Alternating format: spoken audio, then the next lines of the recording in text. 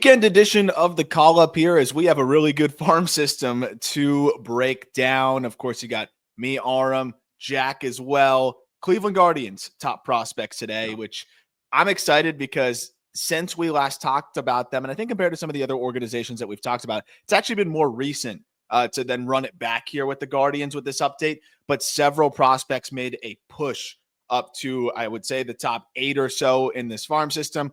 Couple arms that they drafted that very excited to discuss. We haven't fully recapped Bazzana's pro debut, all that good stuff. But before we get into any of that, I know you're doing your tour now and getting your congratulations everywhere. But for people who may not know, especially on here, because I think on here there's a lot more people that have been listening to your calls in Indianapolis. Yeah, it's the call up, and you just got your call up to the Miami Marlins. You're going to be their new radio broadcaster.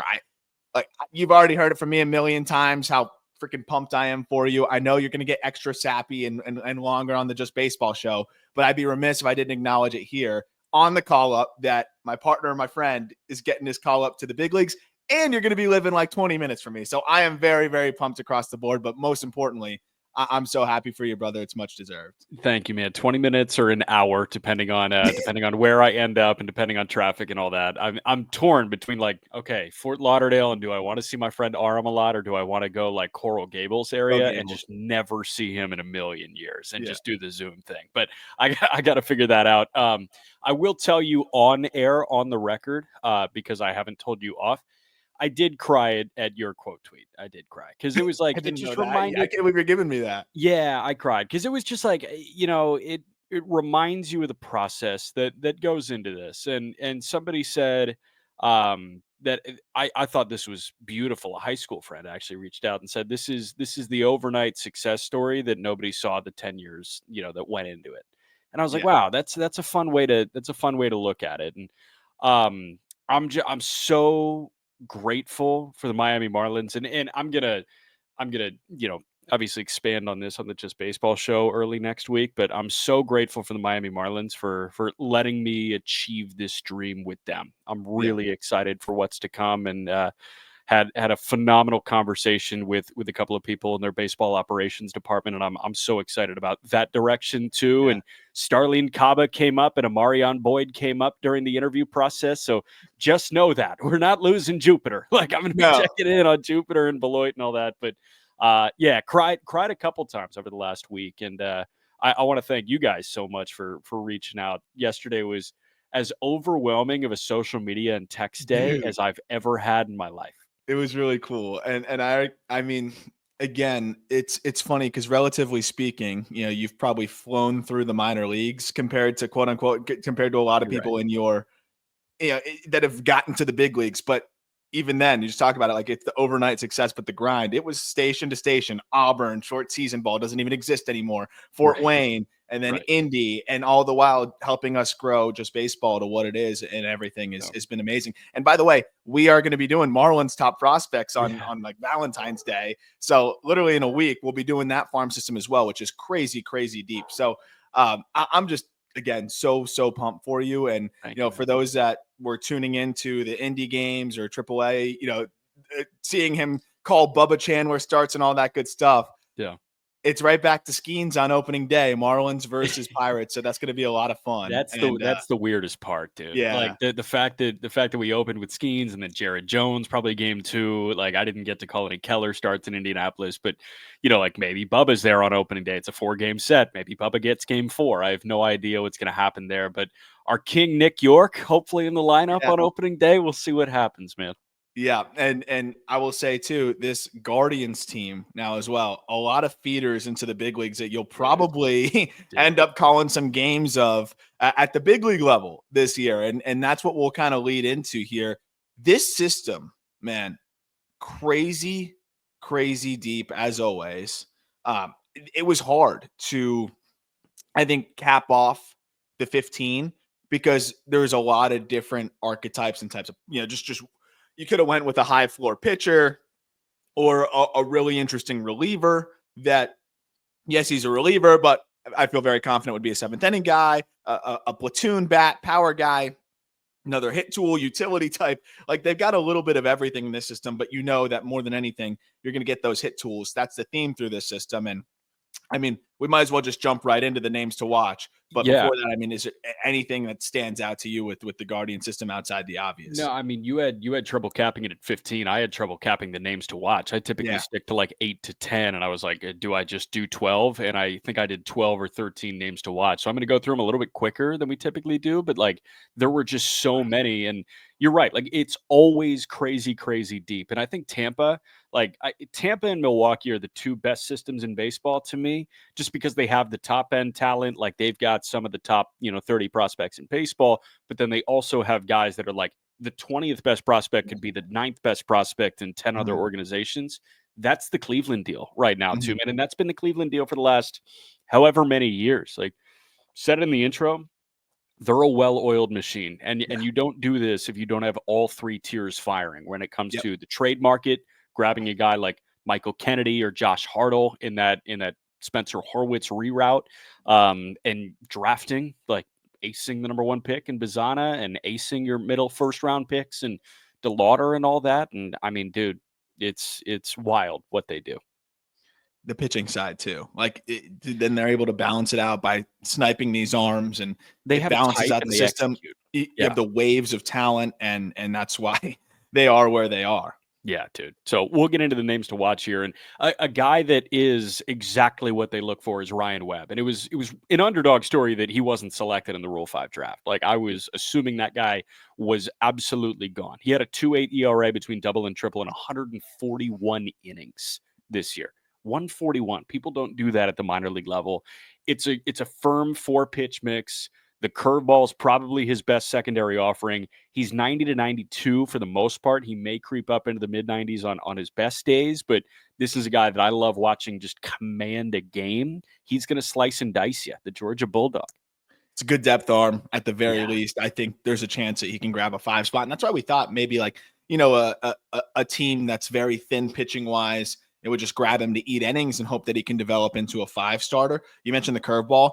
But the feel for the changeup too is I think something that really helped him last year. He landed at first strike at a 70% clip, and got good swing and miss numbers there. Can also mix in a slider that he commands well. Like, I mean, I feel like this is a guy that should have got selected, but at the same time, you'll get some of the more impact arms. It's usually a little bit harder to carry a starter, especially when you can't move him over into the bullpen. Shorter spurts, Ryan Webb's not going to be enjoyed that way. So I get it from that lens, but fortunate for the Guardians now, they just have another depth arm that, if anything goes bad rotation wise, another guy that can just get up there and probably eat some innings. For sure. Next one is Khalil Watson. And this was an interesting name. And this was a name that we were like, is he a name to watch? Is he not a name to watch? The next two guys, actually, George Valera and Khalil Watson, were kind of there. Start with Watson. I think if he was only playing shortstop or only playing one position, he probably would have been left off this. Yeah. But he's been productive in the home run department and the stolen base department in each of the last 2 seasons. And he started doing something new with Akron this past year. He was acquired in that Josh Bell deal at the 23 deadline. But Khalil Watson started playing a bunch of different positions, short, second, third, played a little outfield. That's probably the way he gets to the show, is as a utility bat.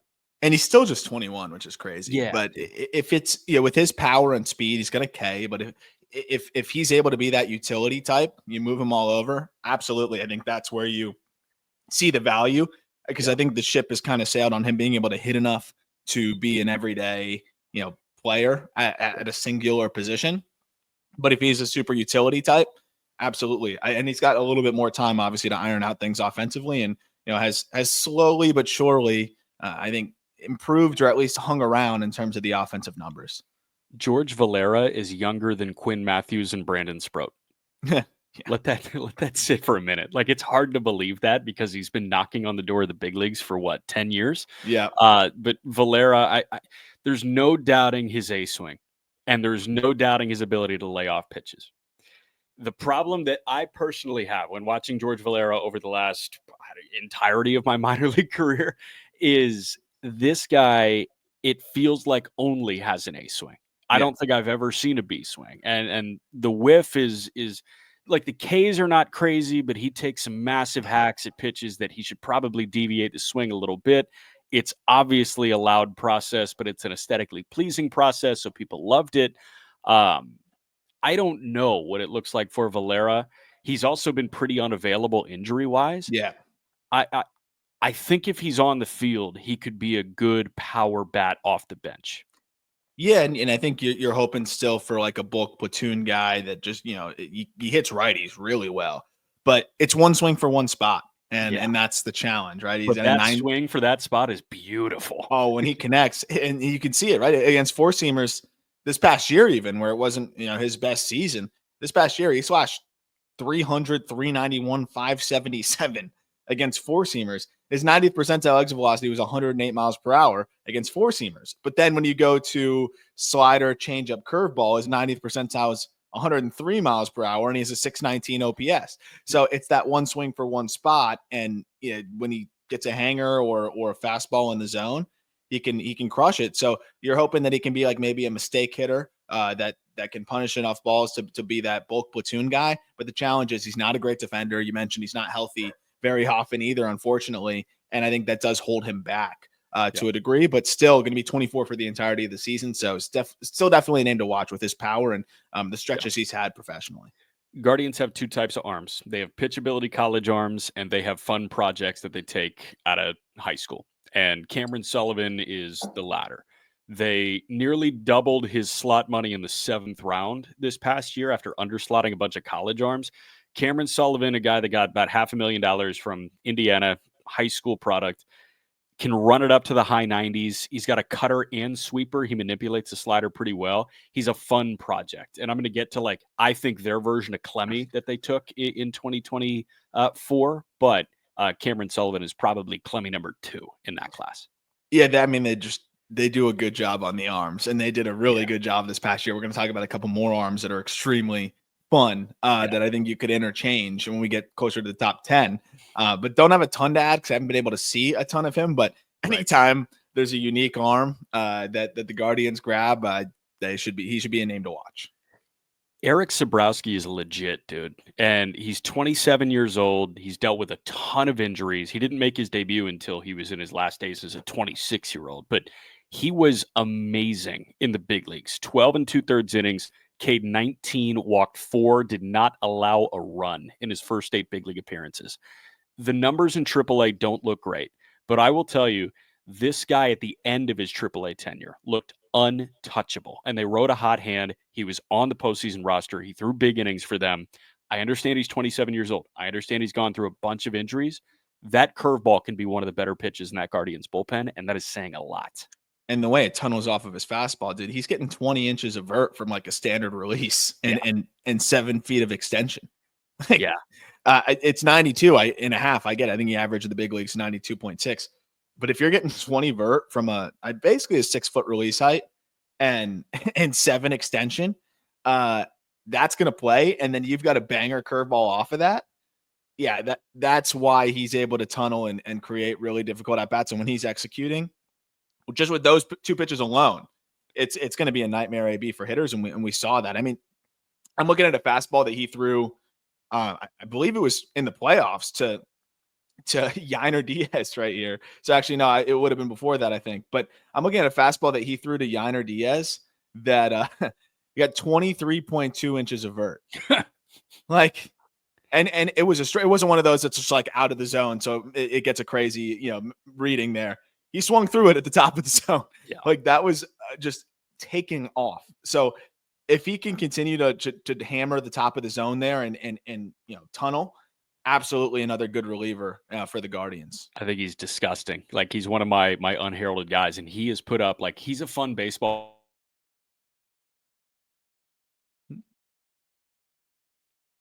11 2/3 innings at the AA level this past year with Akron. 26 Ks, 2 walks in 11 2/3 innings. Do you know how many outs are available in 11 2/3 innings?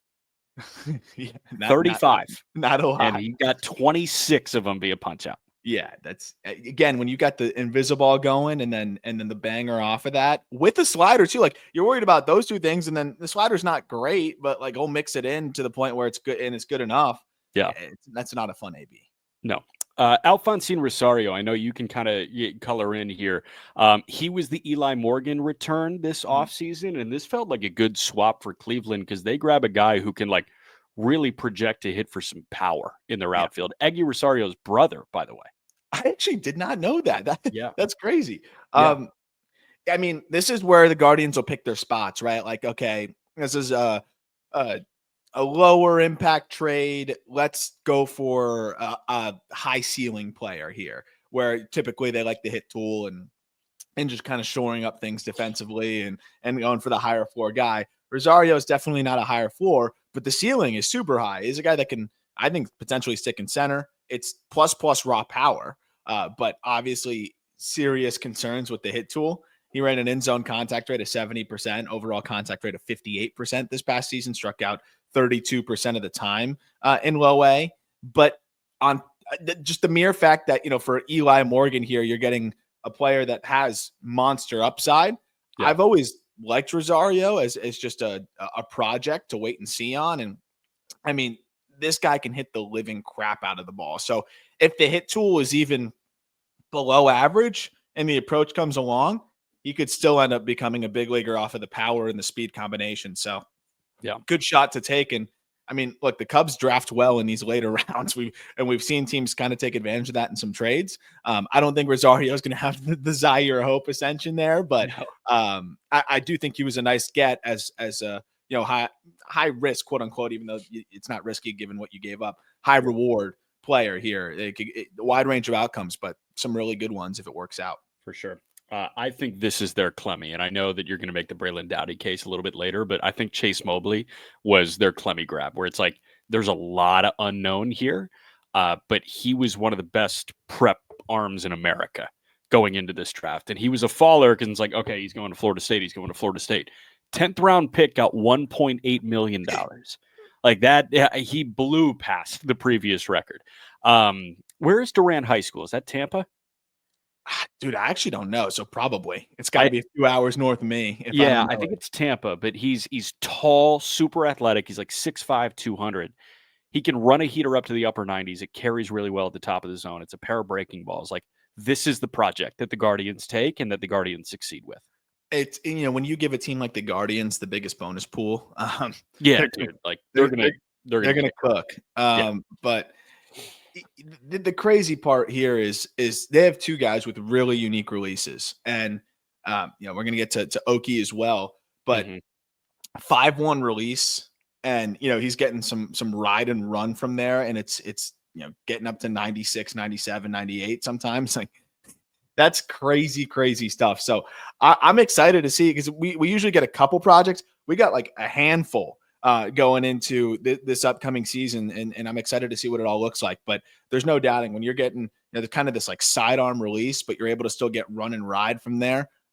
I'm excited to see how the rest of the arsenal comes along, but there's no doubt in how nasty Mobley is. For sure. I love Michael Kennedy. If you guys listen to the Pirates top prospect list, you know that I love Michael Kennedy, but this lefty is good, man. And he hides the ball in a weird way. Like it's not Bumgarner, but he has this arm swing that kind of stops behind him and then it comes through. So I feel like it's really hard for a hitter to see the ball.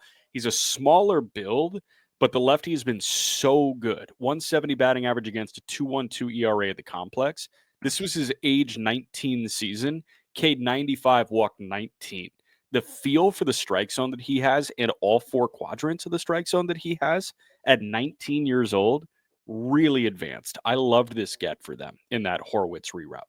It's amazing because, he averaged 90 miles an hour, like on the dot pretty much. And despite that, was still able to get the swings and misses that he got. He struck out 28% of batters. And you talk about, K-minus BB, he was right around 21% in that regard. I mean, it's as good as just about anybody you're going to find in the system. So, I mean, that is incredibly impressive, even though it was just in low A and then 3 starts in high A. But I really think if he can find another tick or two, which should be possible in his age 20 season, you could really see him make that leap to a high probability back end of the rotation starter, especially with the way that he's been able to land that splitter now a lot more consistently, and just like you said, it's the pitch mix to all four quadrants. So the fastball is going to need to probably get up there a little bit more. but there's clearly some funkiness that just works to his favor. Next guy is Josh Hartle, and he's kind of like the other side, or I guess like if Kennedy is the glass half full part of that Horwitz trade, Luis Ortiz is obviously the headliner there, and Ortiz is going to be awesome at the big league level. I firmly believe that. Kennedy's the glass half full prospect that came back. I think Hartle's probably the glass half empty prospect that came back, because Hartle was so good, like one of the best pitchers in America in 23 when he was at Wake Forest, and he was kind of the Robin to Rhett Lauder's Batman. Yeah. And then he was really underwhelming in 2024 in his draft year. He had a 5.79 ERA. Yeah. The stuff across the board was kind of diminished, right? Yeah, it was. I mean, he averaged not much harder than Kennedy. I think he was like 90.2 miles per hour on his sinker. But the exciting part with Hartle is, and I know this is an arm that the Guardians were in on for a while, even liked out of the draft. Typically, that's the case if you see a team trade for a guy not long after the draft. So yeah. I think they've got a plan here and a template and a way to kind of help him develop into that backhand lefty that they seem to love and have throughout this system. There's clearly a feel to spin it. Like the curveball is good. He can get ground balls. It's just, the stuff was diminished, and I think he started to leave it up a little bit more, and then he started to nibble, and that's why we saw him have the rough year that he had. But he's 6'5", he's a lefty. Like he still throws strikes at a decent clip. There's plenty to build on with a guy that's going to be 22 for the entirety of the season. For sure. Daniel Espino. Yeah. You know the story. I'm not breaking any news to you. He ran it up to 103. He has a near 80 grade fastball, or is it an 80 grade fastball? When he's healthy, it's an 80 grade fastball. When he was healthy, it was an 80 grade fastball. When he's healthy, 70 grade slider? Yeah, probably, yeah. His last outing came in May of 2022. So we'll see what it looks like after he comes back. Yeah, I'll just go back to 2021 real quick to remind people how good this guy is. Like, opponents at 192 against him. Then his slider had a 72% strike rate, a 41% in zone whiff rate, a 50% chase rate. Like, I don't know if I've seen that from a pitcher that's throwing a pitch 30% of the time, and a 36% swinging strike rate. So, I mean, you could argue that slider is closer to an 80 potentially, and the fastball closer to a 70. You can go either way, but the worst part is the second to last outing we've seen from him. And this was in 2022. He went 5 innings against Bowie and struck out 14. Yeah. And then he threw one more outing. His velo is down, and we haven't seen him since. Shoulder surgery, then coming back, another shoulder surgery. So we'll just have to wait and see. But even if Espino is 60% of what he was, he's still going to have a big league career. So and he's still probably a top 100 prospect at that point. Like when he went down, I mean, we're talking about him in the same breath that we're talking about Job and Painter right now. Yep. So, I mean, I'm hoping, especially for his sake, it's just, again, there's nothing more frustrating than seeing a player not able to fully realize his potential. So hopefully a shot to get back on the mound sometime this year. Yeah. Big-bodied catcher, Jacob Cozart. Cozart was not very good in Lake County after the draft, but he was very good at NC State before the draft. Jacob Cozart was 48th overall pick this year. 7 doubles, 19 home runs in college this past year. How does that make any sense? I have no idea. But OPS over 1,000, walked more than he struck out. He walked 52 times in 61 games. He's huge for a catcher. 6'3", 225. He's bat first, but I don't know. It's a fun, like, mashing catcher to have in the system.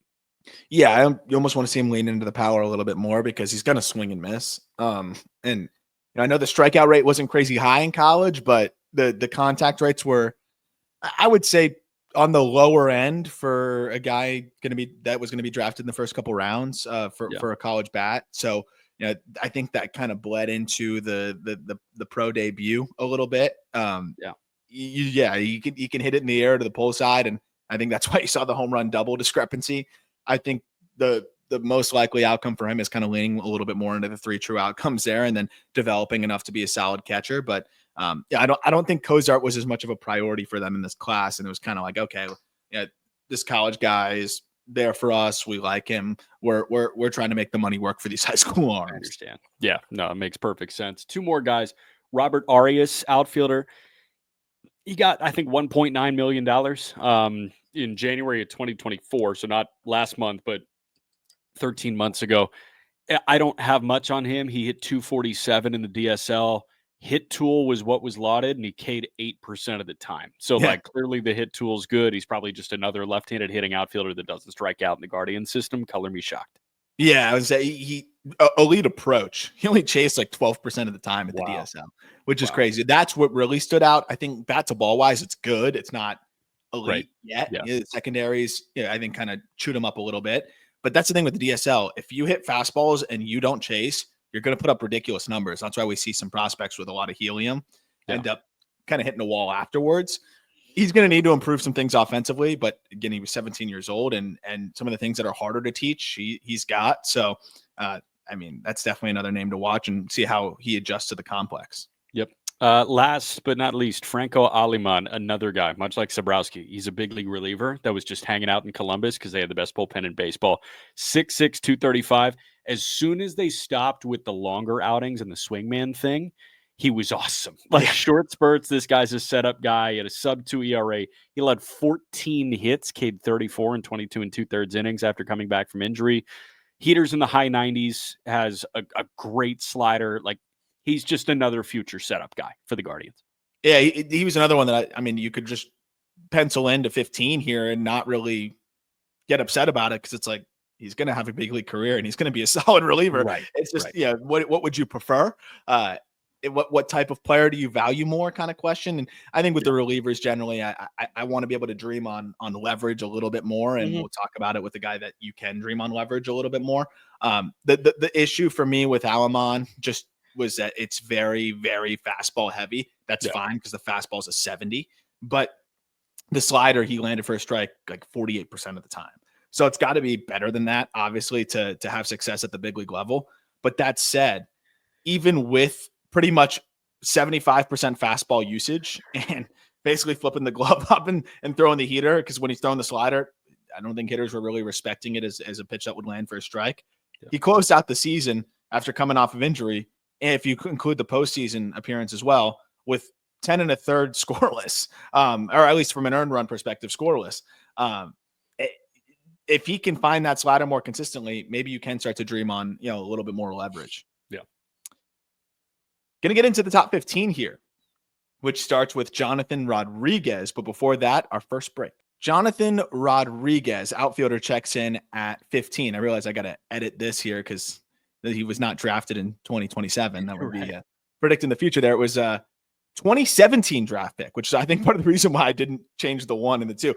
Probably one of the earlier draft picks from a year perspective that we've ranked in this update. But Rodriguez was young when he was drafted out of the Carlos Beltran Academy, and it's been a slow burn, but he has progressed into a player that I think you can absolutely see at the big league level. And, you're seeing Jackenzie Noel have the success that he's having. I think Noel is the elevated version of this, but Rodriguez is kind of the reason why I've always liked Noel is Noel's fallback is kind of what I can see Rodriguez being here. And Noel now is looking like a guy that can carve out more ABs for himself because he's a good first baseman. He gets by in the corner actually quite fine, and he's turned into a guy that can hit righties a little bit better. Johnathan Rodriguez, a little bit more limited defensively. I think it's going to be kind of meh in a corner, but he has a 70 arm, which helps. But he really did shore things up offensively last year that I think elevated him to being in this 15 spot because you knew he could hit home runs. Back-to-back years with 29 home runs. Yeah. But when you match the power output at then AAA and also cut your chase rate by 8%, up your walk rate by a couple ticks, cut your strikeout rate by several ticks, that's where it's like, okay, you repeated the power and then you shored some things up on the other side that are going to help you translate to the big leagues. Yeah. I don't think he's an everyday player, but I think he's the perfect short platoon bench piece because there's two things that he excels at. He crushes velocity. So like when it's get in there and go face the closer throwing 100, he's the guy that can run into the homer and just timing up a fastball. He demolishes lefties as well. OPS, I think, well over 1,000 against lefties and fastballs 93 plus. This is your perfect short platoon bench guy, I think.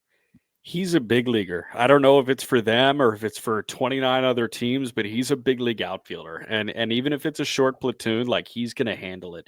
It's such a simple process.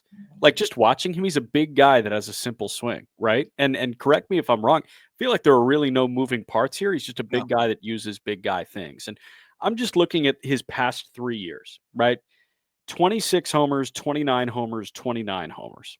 RBI total, antiquated. 74 RBIs, 88 RBIs, 94 RBIs. In 2024, he had his highest walk total in terms of just raw numbers, his lowest K total, his batting average over the last 3 years, 269, 286, 301. On base, 318, 368, 390. Like he's done the same thing from a power output perspective, right? 26 and then 29 jacks the last 2 years. But like everything else is getting better. Yep. Like he's done in the minor leagues. Yeah. And that's where I don't know where he fits into this roster. And I could see this being one of those like spring training swaps where it's like, hey, we don't really have a spot for him, but there's no point sending him back to AAA. And somebody's like, wait, he's awesome. We'll take him.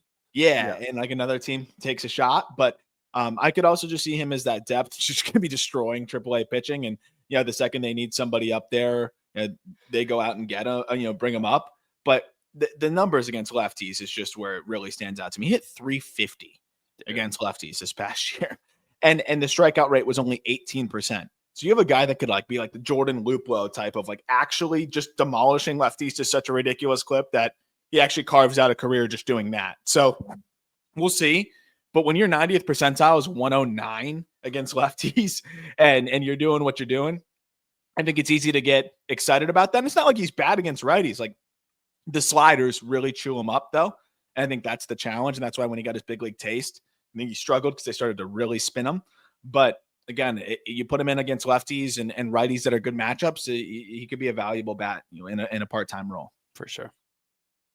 14, the first of several of these lefties that we're going to talk about here. But Parker Messick. Messick has had a really nice year. And it seems like all these kind of guys do in the Guardian system, just put up solid numbers across the board and just eat up some innings. But Messick, 24 years old, got up to AA for the second half of the season, a little bit more than the second half. And again, threw really well. It's kind of what you would expect.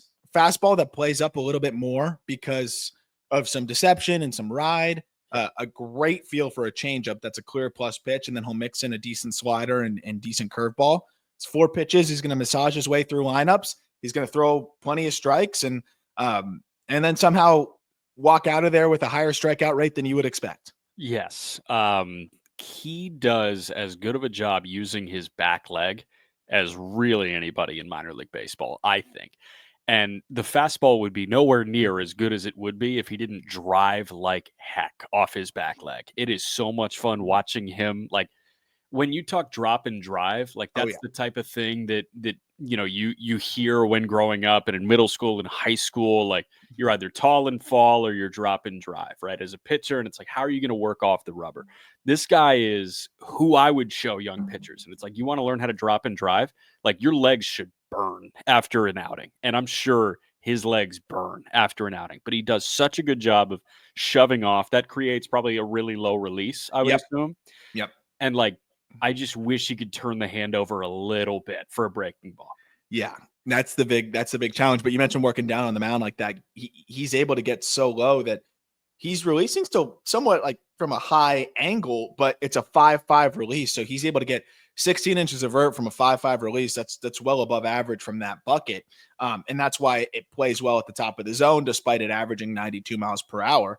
And then the changeup off of that, it's a great tunnel when you get the riding fastball and the changeup fading. And he's got a fair amount of separation in that regard, where he's getting 11 inches of vertical separation and then another 7 or 8 in horizontal and about almost 10 miles per hour in velocity. So it makes sense that those two pitches work really well. I agree. It's like it would if he could turn it over the other way a little bit and have a little bit more success with the slider and curveball. I think you could more confidently project the back end of the rotation starter. But I think you feel good about him at least being a depth arm. And but I do think with the deception that he creates and the ability to throw strikes and the changeup quality that he can very, very well be a 5-starter, and it's hard to argue against the numbers. No doubt.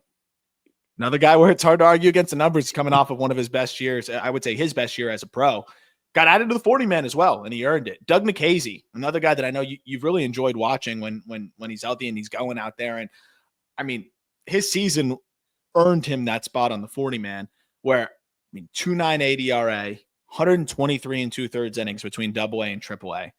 But another guy that it's not going to be velocity driven. It's even less, I think, than a Messick, but I think it's even funkier than a Messick. He's got a better feel for the slider, and I think that's what gives him the edge for me. Yes, the command is a little bit more spotty, but I'll take the stuff. I think because he still is able to mitigate the walk rate enough. But the fastball, even though it's a 45, just because it's hard to grade a fastball that's averaging below 91 miles per hour, higher than that. Right. It's as good as you could get for a fastball that's below 91 miles. And he averaged 90.8, but 5.7 release height, because where he works down from, he gets 17 inches of vert, and he gets 7 feet of extension. So it's going to get on hitters quickly, and then everything else tunnels really well off of that. It's a cross body fire there as well, right? So when you have that crossfire, we've talked about it. Everything plays up when you're able to do it well, and I'm going to bet on the crossfire guy as well. I think so, especially a guy like that small creating that. I'm just thinking, he needs a lot of effort to create 90, 91 because he's 6 foot 210, but he uses his body really well. And a lot of these crossfire guys you see throw a football pregame, right? A lot of guys now you see throw a football pregame. I have no idea if Nikhazy does it, but he has that athletic throw where, and we've talked about it, that quarterback throw where it almost feels like he's right here next to his ear if you're watching on YouTube. And then he fires around.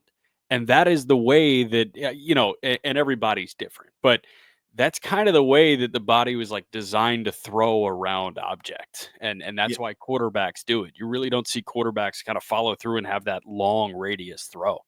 Yep. And you don't see them deal with as much arm issues as well, I think. Except Purdy, but Purdy tore his UCL with a hit, right? I think it was a hit. I think it was a hit. With Nikhazy too, when you create that crossfire and you're able to get plus extension, that fastball just, and we saw it. I mean, I know that it's higher velocity, but we've seen it with lower velocity. I say higher velocity with Mania, but lower velocity with a Sean Sullivan, and he's doing that at 88. So it definitely helps it play up. It can result in some inconsistencies, like every once in a while, just a non-competitive fastball, and I think that's what's held him back to a degree from reaching the ceiling. But again, saw him mitigate that pretty well this past year. When you've got a fastball that, even if it's 45, I think you could say it plays closer to 50. And then you've got above average changeup, above average slider, and a curveball that you'll flip in there. Just another guy that high probability depth arm, but could be deceptive and funky enough and have good enough stuff to grab onto the back of a rotation and eat innings for you. Yep.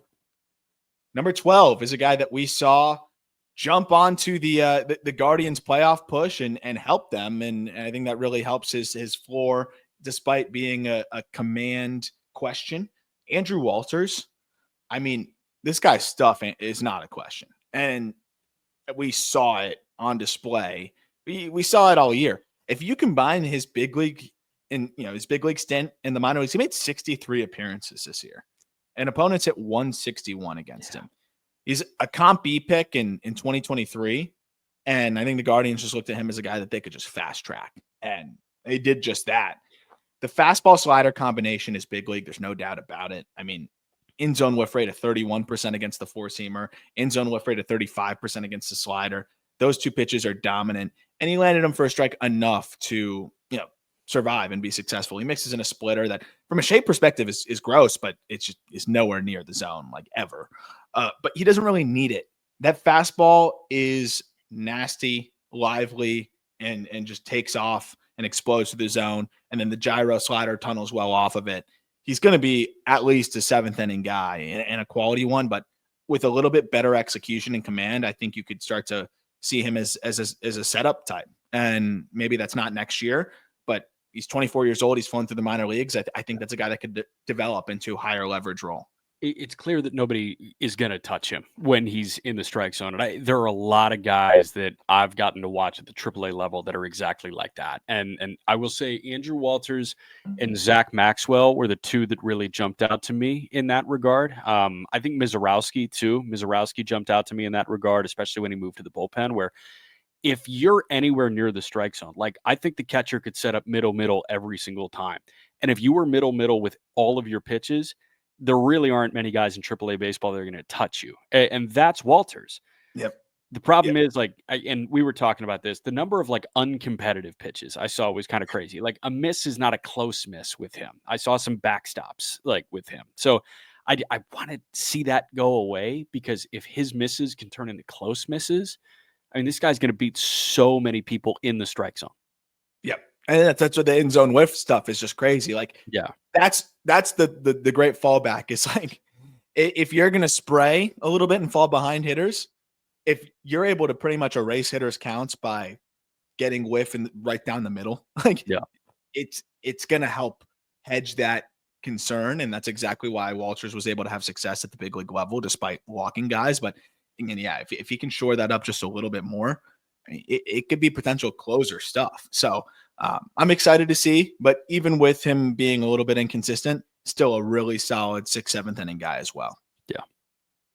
11, a guy that I've seen his name come up a bunch, and I like him, but it's been interesting seeing how much helium he has gotten. And I get it with the starts of the season that he had, but CJ Kayfus, he's played a little bit of outfield too. And I think that's going to be important, honestly, because if he's going to, I think, carve out an everyday role, he's going to need to play multiple spots. Yeah. Because as good as it looked for Kayfus, especially at the high A level, and I think at the early start of the AA promotion, the batted ball data, he's kind of a tweener.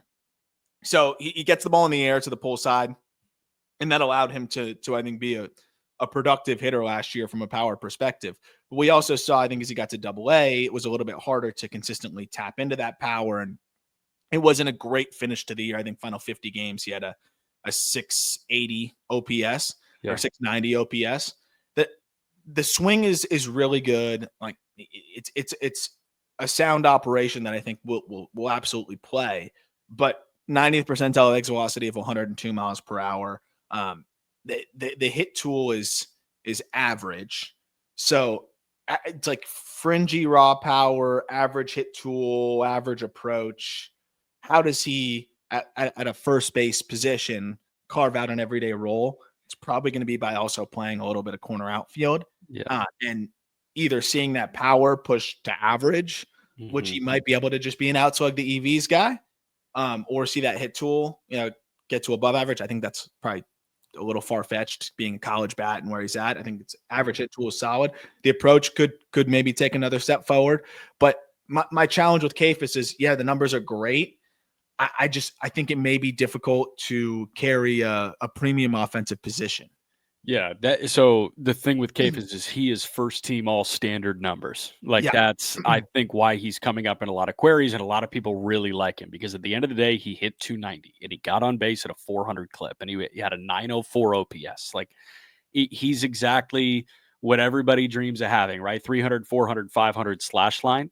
And he was really close to that. So a lot of people loved it. And, you mentioned like the home run numbers could be a little deceiving at this point. And it's not like he's got much valuable not much value in the stolen base department and all that. So like I'm sure. And for me personally, it's tough to see past the standard numbers. It's like, wow, he was that good. Let's see him continue to do that. But yeah, I mean, if the red flags are there, then the red flags are there. And I don't know if it's like full-fledged red flag, because I think yellow. If the yellow flag is there. Like Akron's a tough place to hit. And I think that may have suppressed the outslug, the EV ability a little bit more. And again, like he's going to be a very environmentally dependent hitter, where if it's a place where it's a shorter porch and right, and he's able to backspin the ball out of there, like it'll absolutely play. But if it's a place where it's going to be harder to get it out and over the wall, the ball doesn't carry the same way, he's not going to have the raw power to push through it. And that's the interesting juggle here. But I do think like Akron probably suppressed him a little bit more Sure. than some of the other places would. And then I would say maybe Lake County bolstered it a little bit more, right? I think if you're looking at, and I'm looking at like park factors and in terms of like multipliers in that league, I believe Lake County is the second most hitter friendly spot for home runs in the entire Midwest League. It pretty much tied for the most homer friendly spot in the Midwest League. And then you jump to Columbus, where Columbus is as homer friendly a spot as you have in the International League as well. So like there are outliers each way, and you just kind of ride this seesaw with Kayfus as he ascends. So are we ever going to get a clear picture? Yeah, it's going to be tough in that regard. But he also, I mean, he's 20. He's going to be 23 all season long. He was a skinnier guy when drafted. He's added some weight, but maybe can continue to add a little bit more strength. And if that powers, if it's 50 game power, if you're 50 game power and the approach comes along, it can just be a solid bat. But again, I think that's where you want the corner outfield versatility a little bit as well. And they've only mixed him in there a tad. But that would probably help his case too. It'll be interesting to see how he comes out next year and if there's a little bit more impact there. Yeah. Number 10, Joey Oakie. This guy, this is the guy I'm most excited, I think, for his pro debut, because another guy in the 2024 class, they gave him a lot of money as well. $2 million to third round pick, 84th overall. $2 million was like the 46th overall slot value to sign him away from Iowa. This dude is funky, like, and for in ways that I think is going to play really, really well at the professional ranks. Like, he throws from this unique release where it's pretty much low 3/4. But what's interesting with him is he's able to kind of keep that hand a little bit more vertical. So at times, he'll keep it a little bit more horizontal and he'll get 15 inches of run on his sinker, but then he can kind of get it up a little bit more and have it be straighter. And he'll get like 13 inches of vert and 8 inches of horizontal on a four-seamer. But from that, it's like a 4.8, 4.9 release. That ride really plays up, and it's 95 miles an hour sometimes, 93, 94 in a lot of the pitches I was seeing. So from that release, all you need is like 13 inches of vert, because the average hitter is thinking that pitch is going to run. And especially when he has another pitch that is going to run, that vert really, really plays up. So you have two fastballs there that I think really work well and allow him to throw to all four quadrants. And then it's a plus slider that you can imagine from this horizontal release is going to just sweep across the zone and is disgusting. He needs the changeup to come along, and I think there's potential for it. He just hasn't thrown it much. But I think the two fastballs hedges that, because he can get the swing and miss at the top with the four-seamer. He can get the weak contact and pitch east-west with the sinker, and then he's got that slider as well. I think this guy's going to make a smooth transition to pro ball and miss a lot of bats. And by the way, he's 6'3", 200. So there's a lot to like. I'm crushing tape on the MLB film room powered by Google Cloud right now, and I mean, it's such a free movement with his arm. Like, I understand why you love it, and I understand why it plays up from the slot, because it's like, okay, my throwing arm is going to do whatever it wants, but everything else is going to be mechanically perfect. Like, this is fun, man. And assuming health, like, it's a weird look, but it's a comfortable look. For him. That's the thing, and that's why I think you can project as he just gets more comfortable controlling his limbs. He's 18 years old, by the way, too, and he'll be 18 at the start of the season. As he gets more comfortable, then you can start to dream on closer to average command. And if he can get there, I mean, this is a really exciting starter potentially with the big body, with the velocity there. But what really sold me was seeing him able to kill enough horizontal on his four-seamer to really run that thing up at the top of the zone. And I watched, there was an outing, I think from like last summer, where he was throwing in one of those, like, I think scout team games, and he was getting 16, 17 inches of vert on the four-seamer, and hitters were bewildered.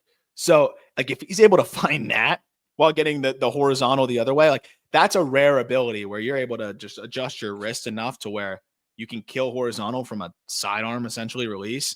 I mean, this guy could be a monster. And then again, that slider is a problem for hitters. Very, very excited to see how the Guardians kind of mold Oakie. Yeah.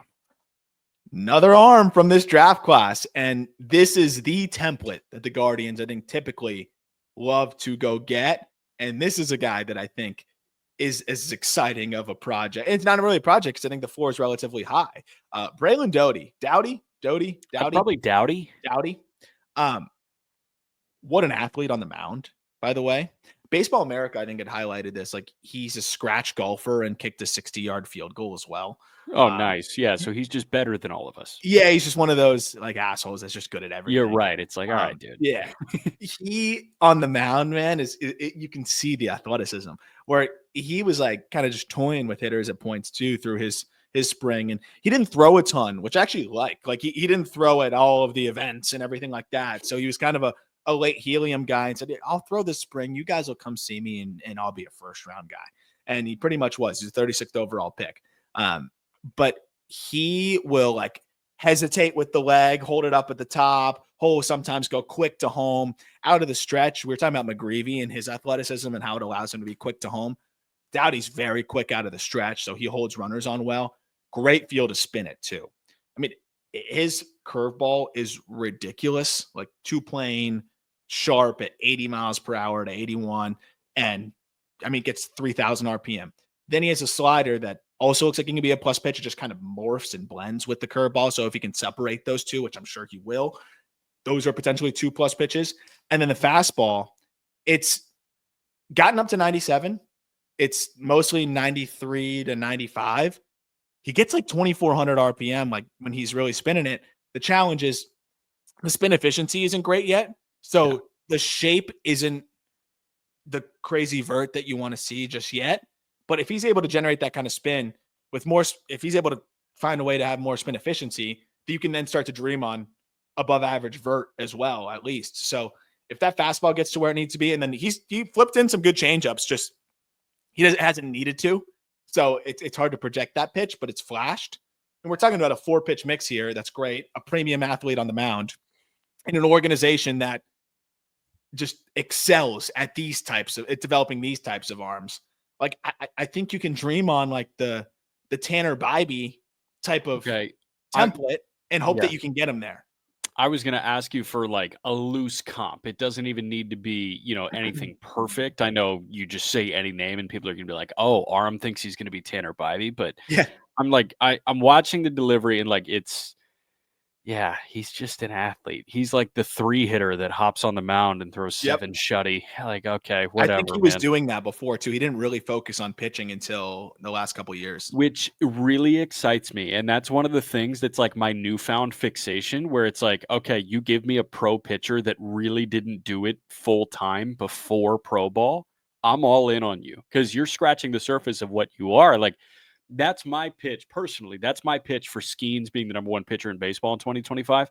We just got through year 2 of him being a full-time pitcher, and he gave us that. And he invented a pitch that was like the best pitch in baseball. Like, what I mean? Like Bubba, that's why I'm as high on Bubba, is like, really anybody can. Job. Job too, man. I mean, it's like, okay, you did all of this, and then it's like, okay, now let me focus on pitching, and you turn into that. Like, I'm really excited to monitor this. Like, can you comp it to another prospect right now in terms of like narrative? In terms of narrative, I'm trying to think. I mean, recent drafts that I'm a guy that wasn't throwing as much and, kind of late bloomer in terms of just, I don't even know if it's a late bloomer. It's just he kind of just beat to his own drum. He's like, I'm not going to throw it every single event. and it worked for him. I don't know, because there's not a ton of pitchers that are usually the athletes that we're seeing don't quite have the feel to spin it that he already has. Right. And that's why it's like, it was a similar conversation, and Job's on a higher level, obviously, because the stuff is just more ridiculous. But if you remember the conversation around Job, it was like, he was a shortstop and he hasn't pitched a ton. He really focused on it the last 2 years, and he's already spinning a slider at 3,000 RPM. Yeah. It's not quite that good of stuff, but it's, hey, he hasn't pitched fully like 100% focused on it like some of these other guys, and he's a great athlete on the mound, and he's spinning it at 3,000 RPM, and his fastball is getting 2,400, and he's able to double pump his leg and throw you off, but still fill up the zone. Like there's not a lot of examples like that, and I think this is a guy that if he had been throwing on the big stage a little bit more, probably easily could have, forced his way into the top 30 and higher. Yeah, I mean, just being like this green is crazy that you can already dream on this much. So understandably so, he's top 10 in this work. Yeah, and I mean, this is a guy that with the right start to the season, I think could very quickly see himself flying into the top 100. It's you got to wait, and like we haven't seen him throw a professional pitch yet, so that's why he's where he's at. But I do think with a really good start to the year, with the athleticism, it's just going to be so easy to say, hey, this guy's going to skyrocket, and he very easily can. So I'm very pumped to see what it looks like. And I think Arsenal-wise, that's, again, you can kind of dream on that across the boards, but Bybee type of situation as he feels it out and tweaks some things. And again, he's in the right organization to do that. Yep. Number 8, Juan Brito. We've talked about him a bunch. I don't think there's a ton we need to get into. No. Good year. And really good. I think he did what he needed to do, which was earlier in his professional career, it was more hit over everything. And that's what made him, I think, such a good prospect out of the gate. Switch hitter with, what looked like it could be a plus hit tool. But then as he started to get bigger and more physical, he slowed down a little bit. And all of a sudden it's like, okay, well, he's not going to play short. It's going to be second base, corner outfield, first base, maybe a little third. And he's not the fleetest of foot. It would probably be helpful if he could slug a little more. And that's exactly what he did this past year. He started to elevate more and create more loft in his swing. And with that came, I think, a little bit of a dip in contact rates. But I think it was a fair exchange here where the hit tool is comfortably average. The approach has always been plus, which is going to elevate that. And now you can look at average game power here because of the way that he's able to elevate. And I think this is what you're maybe hoping out of Kayfus too, where you just see the outslug the EVs type of outlook here translate a little bit more. But you also saw Brito reap the rewards of what we're talking about in Columbus. But when you're walking nearly as much as you strike out still, and you gave up a little bit of that hit for power, I think it's really easy to get excited about that. Brito's also first team all weight room. Like he's a physical specimen, and like you don't see arms on hitters like that. You don't see arms on second basemen like that, but Brito's got it. And 40 doubles is 40 doubles. I don't care where you're playing. I don't care what your home ballpark is. Played 144 games, had 40 doubles, 21 jacks. He had an 810 OPS. Like, he did everything he needs to do to be the opening day second baseman. And when Bazzana's ready, you figure it out. But I think he should be the opening day second baseman for them.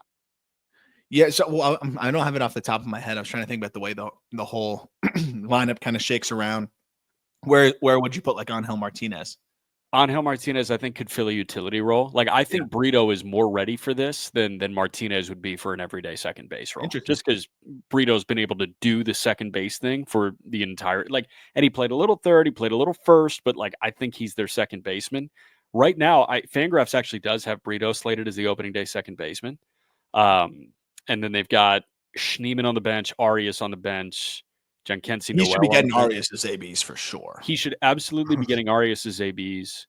Fangraphs currently has, I think, Angel Martinez in the minor leagues. Yeah, in the minors. But, and they don't have Johnathan Rodriguez in the big leagues either. But like Schneemann and Arias, I feel like are the two that would go on that big league roster for a Rodriguez and a Martinez. 100%. And I will say, like, the way that they like to platoon and everything, Brito switch hitter, but from the right side, 300, 395, 10 slash line this past year. So like, that's a good way to ease him into the big leagues if it isn't like a part-time role. But at the same time, like, we've seen him be a very solid hitter through the years from the left side, and the swing decisions are elite from the left side as well. Like, that's the thing, is even if you gave up a little bit of the contact for the power, he is going to consistently give you good at-bats. And his feel for the zone and pitch recognition is so good that I just feel so confident in his ability to at least be a bench player for you. But I think now with the added impact, he's definitely a guy that can end up holding on to, an everyday role potentially. For sure. Number 7, I think, is the biggest riser in this system and starting to get a lot of helium throughout the industry, and for good reason. Cooper Ingle, catcher who was drafted in the 4th round in 2023. He has just continued to progress defensively, and he fits the bill of what the Guardians love offensively, right? It's an above average hit tool. It's plus plate discipline. And he just gives you quality AB, quality AB, quality AB. On top of that, now the defense has progressed nicely to where I think it's not quite average yet, but I think you can dream on it within the next year, developing into average. He's turned himself into a solid receiver, at least close to average receiver. He's a great blocker because he's so athletic. He has an average arm, but it plays up because his transfer is so ridiculously quick. So he limits the running game fine as well, and I think he's going to keep getting better in that regard. The bat is just so sound. 89.5% in zone contact rate. But if you just watch him, such a simple operation. He starts stacked on the backside, and his hands barely move. He just hovers his leg for a little bit and then puts it down and goes. And that's why he's able to get to everything and see the ball early. You can sneak some power to the pull side. Yeah. But, I think ultimately it's going to be below average power, but there's enough to hit plenty of doubles. He's a fun player. I like the hit tool driven approach catcher who can actually, now look like a solid defensive catcher. And remember at Clemson, he was splitting time between outfield and catcher. So it's a guy that's really focused on catcher the last, couple years. And I think you're really seeing the progress. Hey, he's one of the guys that makes boring sexy. And we love those kind of guys because you want them filling out your lineup or you want them filling out your bench. Naylor is the exciting catcher with them, right? Hedges signed a 1-year deal. Think that's it after 2025. Yeah. And I think Ingle's ready for that, which is really exciting. And if you have this young tandem of Bo Naylor, who's twitchier, and Cooper Ingle, who's safer, then you're starting to cook with gas. So we've talked about the young catching tandems that are going to rear their head in the next year or so. Milwaukee is going to have to deal with William Contreras and Jefferson Carroll both getting ABs very soon. The White Sox are going to have to deal with Edgar Caro and Kyle Teal both getting ABs very soon. He could create that situation in Cleveland where okay, Bo Naylor's catching 4 games a week, but let's give 3 to Ingle here. And I'm still a Bo Naylor believer, but it got ugly at points last year. It's never going to get ugly with Cooper Ingle. Yeah, that's the thing is it's rarely he's going to give you good at bats. And the one thing that stood out to me, destroys fastballs. And from a power perspective, average exit velocity of 90.5 miles per hour on fastballs, and I think it was 86 miles per hour on everything else. So if he's able to kind of keep his weight back a little bit longer on the secondaries to where he's getting off the same swing or close to it, you could see that power start to play up. But the positive side is you have a guy that's going to consistently put the ball in play, consistently give you good at bats. And if the glove is playing his average, that's a high floor catcher. I feel really good about his chances of at least being, just a solid everyday catcher. And I think there's a chance with the hit tool continuing to come along to where it looks like it could almost be plus, and the doubles power where he could be an above average regular behind the dish, especially with the defense looking like it's going to be average. So the other thing too, if he can just get a little bit better against lefties, he struggled left on left, 616 OPS against righties this past year, 330, 438, 541 slash line. So, he's a monster against righties. Yeah. If the left on left gets a little bit more comfortable, and remember, he's been flying through the minors pretty quickly here. He's already up to AA, and, so far in 110 professional games is hitting 300 with a 900 OPS almost. If the left on left comes along, which it should, it's going to really elevate his overall numbers too. No doubt. Going to get into Ralphy Velazquez here at number 6 in a moment. Before that, our last break. Number 6. Ralphy Velazquez. This guy has huge power potential. And I would argue as much power potential as anybody in this system. We're going to get to Chase DeLauter. And I think DeLauter, when he connects, perfectly, it goes. But I think in terms of 162, just swinging all year long, whose swing is more built for just hitting 30 plus home runs if it all works out, I think it's Ralphy Velazquez. And the great thing with him is, it's not like he's some major swing and miss concern either. He hit a bit of a wall in high A as a 19-year-old last year, but what he was doing in low A was ridiculous. He's so advanced for a power hitter, a high school power hitter as well. Like the operation, I love it in the box. Like he does not move much. He starts pretty close to his slot. He's in his base, like pretty deep in there. And that's something that can generally be hard to control for a lot of guys. But for him, he's just kind of got his hands relaxed where he wants them to be. And it's just a slight coil inwards and he lets it go. And he's so explosive rotationally that and uses the ground so well that that's all he really needs to create a lot of force. So with simple movements, I think it's allowed him to have consistent loft in that swing and already elevate pretty consistently and be on time. And that's why even through the struggles in high A, he didn't strike out a lot. It was just the quality of contact was a little inconsistent, and that's fine. That's an adjustment period for him. But in low A, I mean, he was putting up some monster numbers, and that's why he rolled into the All-Star break, looking like a guy that should be on top 100 lists. And then I think, what have you done for me lately type of industry here. So he quickly became a little bit of an afterthought to a degree after the second half. Like it's a guy that hasn't even turned 20 yet, won't turn 20 until a month and a half into the season. He's got some monster offensive potential. He is going to be dangerous at some point. You hope that he hits the ground running in high A in 2025, and then he pops over to Akron and he starts mashing baseballs. I mean, like, dude, Manzardo is exactly what you want from a first base masher, right? Why can't Ralphie be that? Like, I look at Manzardo, I'm like, what do you do that Ralphie can't do? And I don't see anything, to be honest. And they're both 30 runners, which is fine. They both might be 45 fielders, which is fine. I feel like those two are safe mashers at first base. I'm excited to see what this looks like. And like, I see Nathaniel Lowe in both of them, to be honest, and probably better.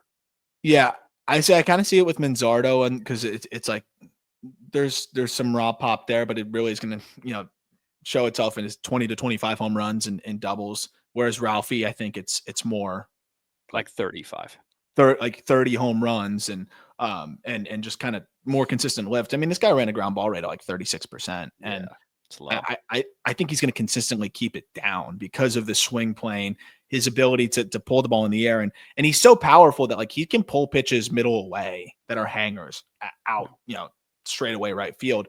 But he's also shown the ability to backside him when he needs to and carry it out the other way too. So I think he's also trying to find that balance though. When he got to high A, you started to see, hey, these pitches that, I could pull some of these change ups or fastballs that were up, on the outer half out of here. Now they're moving a little bit more, a little bit later. And now instead of pulling it out of the yard, they're dying, deep in left field, or I'm rolling over, hitting it hard, but rolling over. So I think it's just kind of taking that next step where he was able to get away with a little bit more because of his just pure strength and already advanced swing path in low A. And then as the stuff was a little bit better, I think it affected the quality of contact to a degree. He's going to make that adjustment. And I think you're going to see him have a really nice year in high A. I still think this is a guy that should be a top 100 prospect and probably will be in the back, end of ours in March. But I'm pumped. I know it was kind of a direct correlation where he missed some time with an illness, and then that may have even lingered, in the second half. He was 19 and got up to high A. So I'm expecting him to have a nice year, getting his second taste of high A in 25. Yeah. Number 5, Welbyn Francisca. He's going to be in high A as well, I would imagine, after the year that he had last year, where maybe they'll start him in low A. I don't know how aggressively they want to push him because he was at the complex for the majority of the year, but then he got up to low A for 29 games and hit 325 there. So like I would imagine that you maybe send him up to high A and can push him a little bit more aggressively. I've been seeing some people talking about him adding a couple inches and maybe 10, 15 pounds. If he did that, then look out, because this is your classic Guardians middle infield prospect, plus hit tool, decent approach. I think that's the one area where it's a little bit deficient compared to some of the other guys in his in his bucket. Above average runner. I think he can stick it short, but if not, he'll be a great second baseman. That's usually the case with a lot of these guys. $1.3 million IFA guy, but being a switch hitter, that between the complex and low A in his age, it was, I guess, technically age 18 season, but he turned 18 on May 17th. To hit 328, 411, 476. He hit 7 home runs too. And he's not going to hit for a ton of power, but it's not like a wet noodle situation either. Like, he ran a 90th percentile of 101.5 miles per hour for a 5'9" contact-oriented switch hitter. That is more than enough. He's got to get the ball in the air a little bit more consistently, but I mean, if he can push to 40 grade power, his hit tool and everything else across the board is going to make him a really good player. That's why I think he's I don't know if he's on other lists, but he was on our end of season list. He's a top 100 prospect. I don't know how he couldn't be. Dune reference for you. You ready? They like the Bene Gesserit is that group of women. I never saw the movie. You never saw it. Okay. So they've been trying to like find pretty much the Messiah, right? And Chalamet is the Messiah, and it's taken them generations. And it's like, oh, you're close, but you're not the guy. Oh, you're close, but you're not the guy. Like, it feels like the Guardians have been trying to find this. They've been trying to find the next Lindor. And at first it was Aaron Bracho, and then it was Brian Rocchio, and then it was Jose Tena. And now you got 2 of them that might be the guy in Francisca and Angel Genao. And it feels like they're close to perfecting this switch hitter or like hit tool oriented middle infielder that's like the best version of what they want. Yeah, and then I mean Lindor ends up, the thing that I think that's really thrown it off is like Lindor ends up hitting for way more power than anyone ever imagined. They're like, maybe another guy will unlock 30 home runs. Oh, Ahmed Rosario's going to be that too. Yeah, that's hard to do. But I also think they just really value the hit tool, switch hitting side of things, and know that it's going to turn into a valuable big league role one way or another. Yeah. But Francisca, like the bat, I like, obviously not the same caliber glove as a Rocchio or whatever, but I think the swing already where he's at is just so damn good. Clearly the results speak for themselves, but just a little bit more impact again than I think you would expect is what really elevates him for me, where it's just line drives being spread all over the field. And again, the glove is, I think from a tools perspective, there's some that think you can move off, but I think the instincts are so advanced. The hands are so good. I honestly think as he matures, he's going to be able to stick it short. But again, if he moves off, he's going to be very, very good at second base. So great year from him. In zone contact rate was like 87% for a guy that is a switch hitter, 17, 18 years old, getting pushed to low A. Quite impressive. And I think it's only going to get better for him. I'm really excited. But if he repeats at low A, I think he's going to put up video game numbers. I think they should have pushed him aggressively to high A. Yeah. Number 4, another guy that had a great year at low A, and he will, I think, surely start the season at Lake County. Jaison Chourio. Chourio, I mean, fits the mold. 88% in zone contact rate, sub 20% chase rate, and he can motor. What's interesting is the defense. I don't think he's very good defensively. I think he's going to move to a corner. I've seen more bullish outlooks and grades on the defense. The reads are not great out there. He's got the speed and the closing speed, so we'll see. Maybe I think it can be an average corner, but that doesn't really matter because he's a plus runner with a potential for a plus hit tool. Above average, really plus plates is when I should update that. It's really 60 feature. You're in a sub 20% chase rate, and he hits the ball hard. It's just getting in the air a little bit more consistently. But 90th percentile of 103 miles per hour, and is another guy that turned 19 towards the end of May. That's pretty impressive stuff. Hard hit rate that almost pushed to 40% as a switch hitter, and he hits the ball harder from the left side. Like the right side is way behind, which I'm fine with. Right side, he had a 691 OPS. Left side, he had an 835 OPS, and the hard hit rate eclipsed 40% from the left side. He's in a pretty good spot. I didn't get to watch him as much as I wanted to. Because the Lynchburg telecast is like what you get the third base angle and all that. I'm not sure if you get additional angles or not, but I don't know. It seems exciting enough, and like we got a teensy bit of a look at him in the futures game, right? But that was about it. So I gotta take your word as gospel. I just don't like, to be honest. I was checking in on Ralphie a lot more than Chourio, and then I was like, oh, Yeah. Chourio's still there. Oh, Yeah. Chourio's still there. Chourio's kicking ass, but he's still there.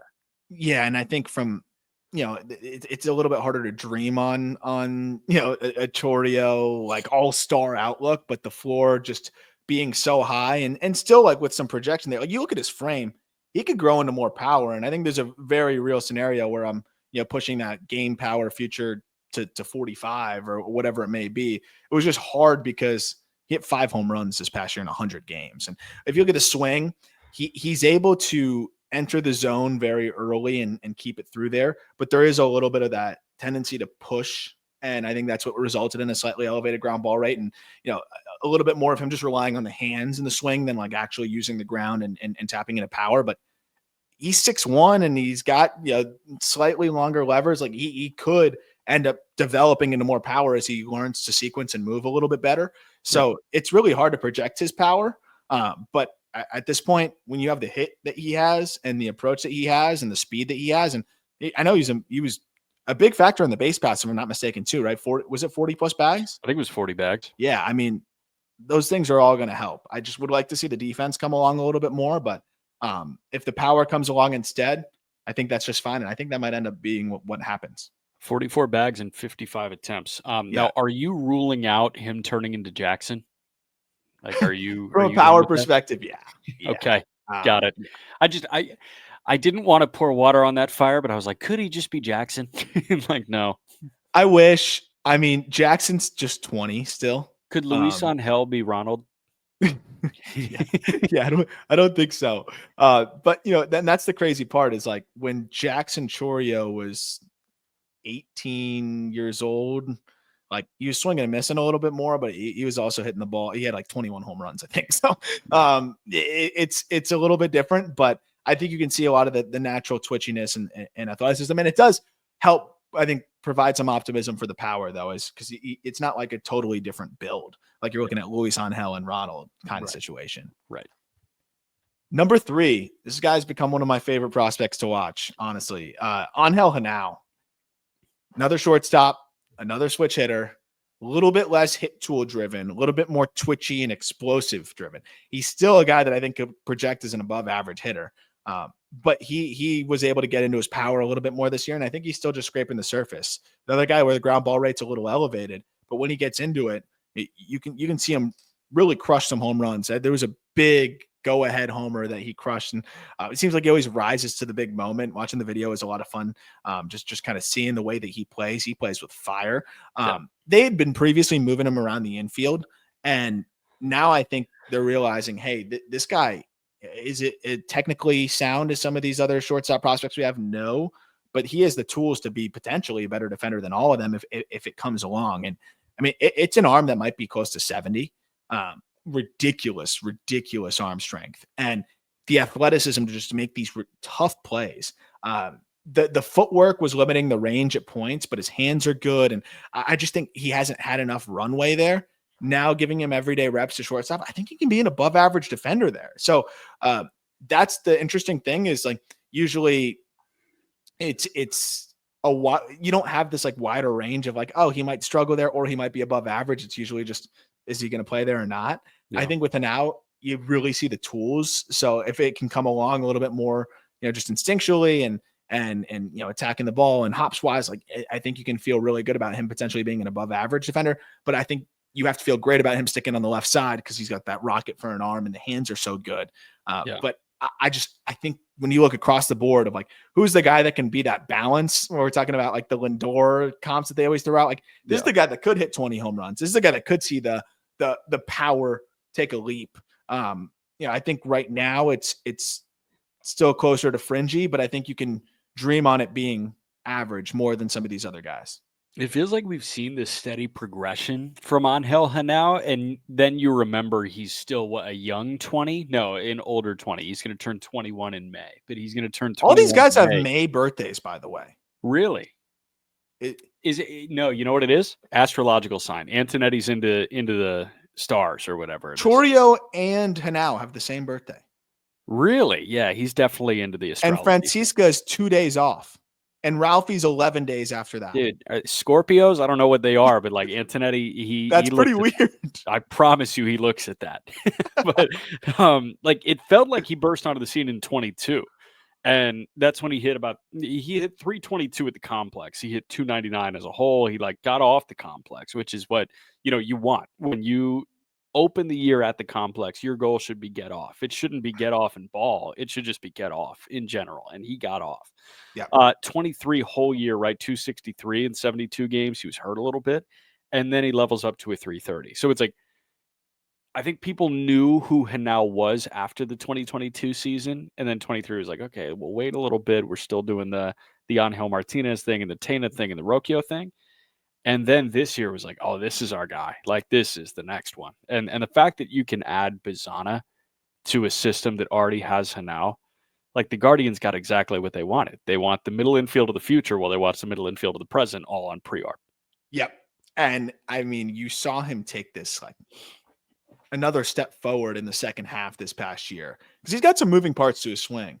But he quieted things down in the second half and the numbers like followed along where he was able to repeat the moves. He's able to, he kind of stepped in the bucket before, and now he was able to keep his weight back and stay closed longer and eliminate some of that barrel drag, and saw a big leap against I think velocity. And then also just improved his B swings where like before he'd be almost all the way out on that front foot and like whatever was left behind him, he'd just throw. Whereas now that B swing, he's kind of still swinging from the back leg. He might be a little bit more, fooled, but still able to keep it back and have more power behind that swing. Whereas if you're all the way on the front foot, it's really hard to have anything back there and it's going to be a rollover. Now he's able to still kind of keep the barrel through the zone and keep the weight back. And that's why we saw a big shift with him offensively, where final 50 games of the year, he slashed 338, 410, 513. Just being able to quiet the moves down a little bit and keep the weight back a little bit more and pulverize fastballs. Over his final 50 games against four-seamers, he hit 378, 490, 554. So he just was able to get himself to be more consistently on time for velocity, and I think the results clearly followed. In that stretch, by the way, which is also nuts, he only struck out 14% of the time. If he gets the ball in the air a little bit more, I think you can see that power start to push closer to average too. Yeah. Number 2, Chase DeLauter. DeLauter, man, it's just a matter of staying healthy. Yep. There's no question on the ability.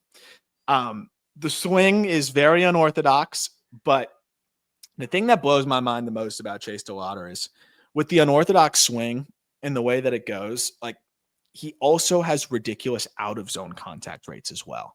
Like you'd think that he'd be a guy that just like punishes mistakes and is he going to have that much accuracy with the barrel? He has ridiculous barrel accuracy. And I think that's why he's able to get away with sometimes just like half finished swings, because he's hitting it right on the sweet spot with so much force. And even though it looks like a tennis backhand, he's 6'4", 235, where like there's some swings that I was looking at where he didn't even get past it looked like he was barely past 2/3 of the way finished with his swing. Like it was like maybe a half second after contact. That was it. Like it was very little. And there's so much force through the ball that's all he really needs. And when you have the accuracy to consistently barrel it, it works. So, I mean, we saw it this past year between the Arizona Fall League and when he was healthy, 54 games, he ran an in-zone contact rate of 92% and an out-of-zone contact rate of 72%, which is crazy. So 87% overall contact rate. You go back the year before, 72% out-of-zone contact rate, 89% in-zone contact rate in 82 games. It's just hard to argue against the contact rates. And then the fact that he is still able to get the ball in the air at a decent clip, which is something that he's improved a lot over the last 2 years. And the approaches plus, it looks weird. It's just hard where I stand at this point. You know where I stand. It just looks too weird for me to wrap my pea brain around it. So I'm going to be anti. No, he's a physical beast. And I see like the shades of Kyle Tucker that you refer to in the write-up. Like, because Kyle Tucker, I think people don't really understand how much of a physical specimen he actually is. DeLauter is kind of that same deal where it's like, oh yeah, he's big, But then you see him in person, it's like, oh, you're big. Like this makes a lot of sense that you can make weird work here. Yeah.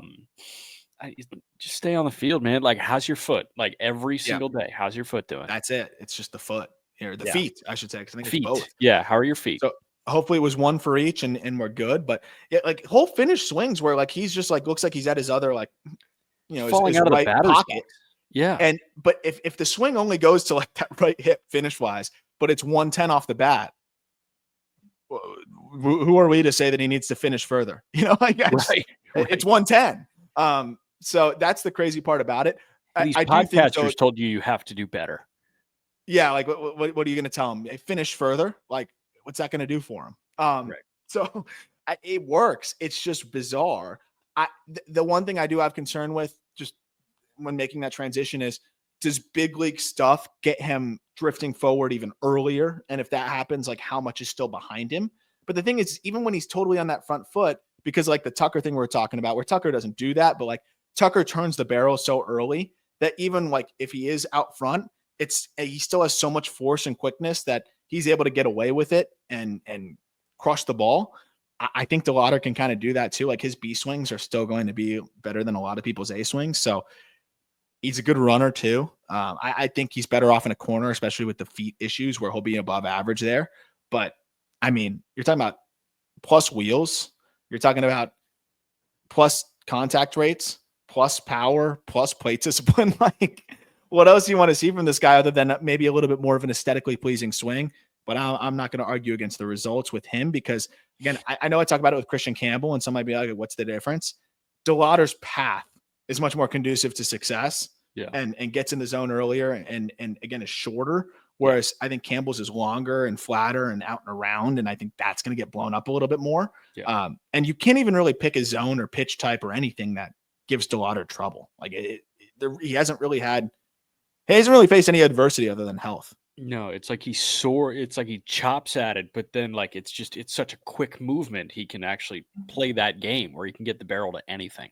It's absurd. It's really absurd. And there's the icing on the cake is he's fine against lefties as well. Like it's just a little bit of everything. October birthday though, by the way. But good. I think with the first round picks, they might just take best player available. And then after that, it needs to be born in May. Yeah. Get it. Number 1, Travis Bazzana.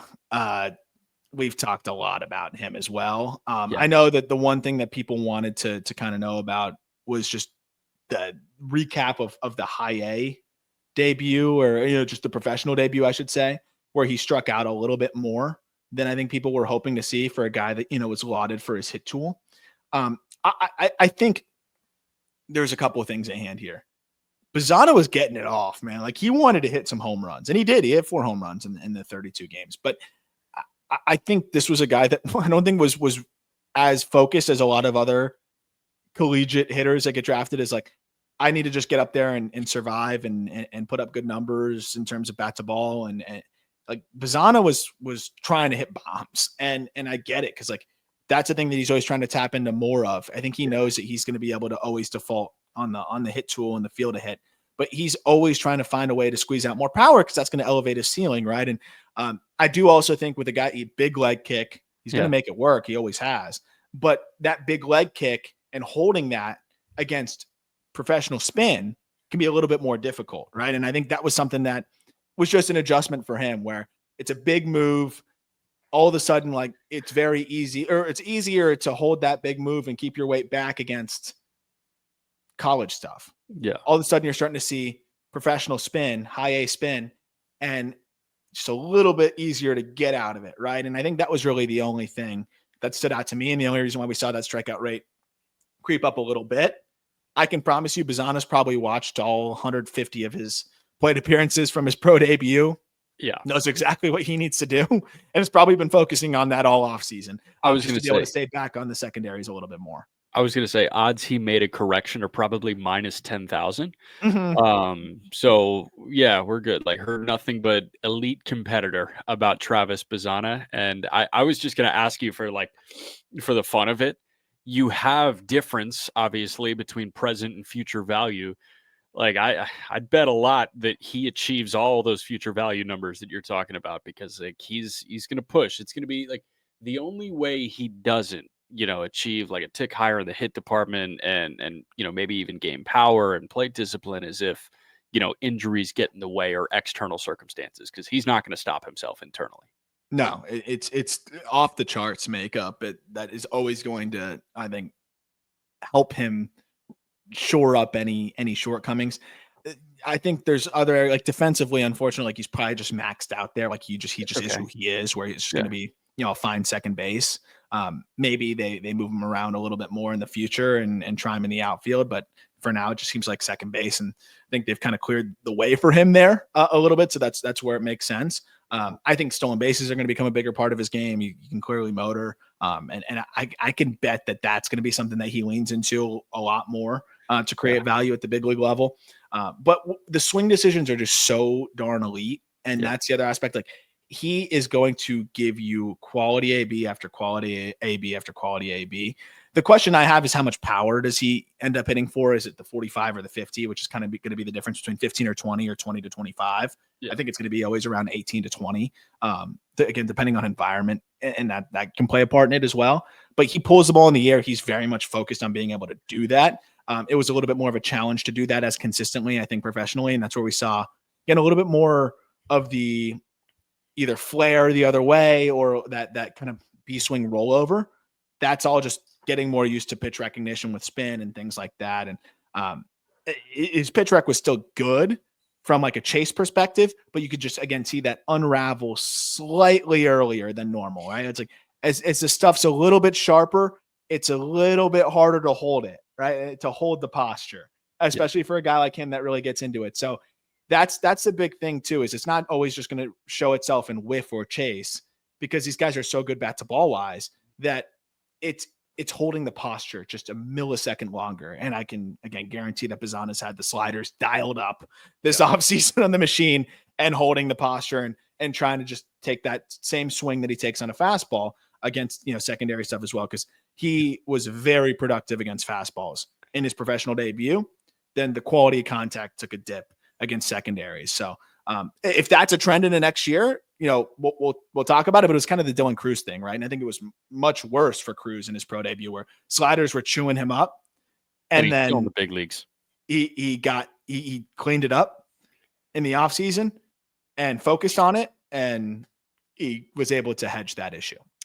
Credit to Cleveland for not overcomplicating this. Like, they just saw a guy that was awesome, and they took the awesome guy. And Weather Holt would have been a good pick. There were some other guys like the Prepsters. It would have been fine, but like, they saw a guy that was, like Charlie Condon was so darn good at Georgia, and like, he won the Golden Spikes by outperforming any expectations you could possibly have for a redshirt sophomore. Bazzana made it a battle because he did exactly what he was supposed to do. Like, that's how high the expectations were. He matched him. And they saw a guy that was that good for 2 years at Oregon State. Everybody had him circled in February, and he did exactly what he was supposed to do. So they did not overthink this one bit, and they nailed it. I mean, and we'll see. Like, I don't think he's going to be a big discrepancy wood metal guy. Like, of course, it's always a couple ticks for guys, but I think we're going to see Bazzana's EVs creep back up again as he gets more balanced and comfortable, because with metal, just a reminder, he had a 65% hard hit rate. Yeah. And ran a 90th percentile of 107 miles per hour. So, like, obviously it's not going to be there, but if he's running a 90th percentile of 104, he's going to be just fine with his contact and approach and angles that he creates. So I think so. That's why he's one of the best prospects in baseball. And this system is freaking great. I guess they had the number one pick, and it's not just about the number one pick. They do get the number one player in the class, but they also were able to maneuver the way that they were able to maneuver with that much bonus pool capital. And it paid their 10th round pick $2 million. Yeah. And shocker, like, it worked. They got a lot of fun arms to complement Bazzana, the best player in the draft. It's the Guardians. That draft just gave them an influx that's I think they're gonna reap rewards for years. It's a blessing to get that number one pick. The lottery makes it interesting now. Yeah. That'll do it for this episode. We've got Twins next week and Marlins after that. So excited to wrap up the Centrals and then get into the Easts. that is, I think, going to be the start of wrapping up a couple. We already had a couple done in the East, and then we'll have the American League side where I think we got pretty much all those teams to go over as well, and even updating the Red Sox system as a couple names departed. But very pumped about that. Hope you all have a great weekend. Look forward to talking prospects with you next week.